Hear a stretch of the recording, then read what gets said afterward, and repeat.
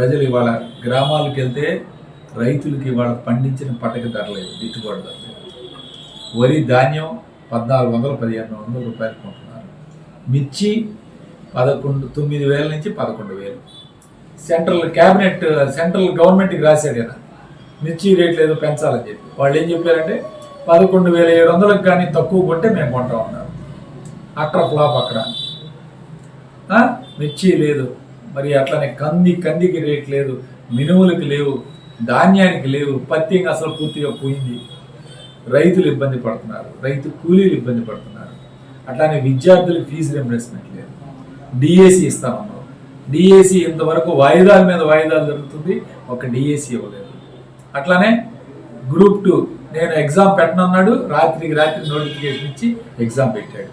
నిరుద్యోగ వృత్తి అన్నాడు, అది లేదు. విద్యార్థులు పోయారు. వ్యాపార వర్గాలు ఇవాళ డబ్బులు లేక, రొటేషన్ లేక వ్యాపార వర్గాలు పూర్తిగా వ్యాపారాలన్నీ ఎక్కడ కూడా వ్యాపారాలు లేకుండా వ్యాపారస్తులు అందరూ కూడా ఈరోజు విపరీతంగా ఇబ్బంది పడుతున్నారు. రొటేషన్ లేదు, డబ్బులు. జగన్మోహన్ రెడ్డి గారు 2 నెలలకు 3 నెలలకు ఏదో పథకం వేసేవాడు.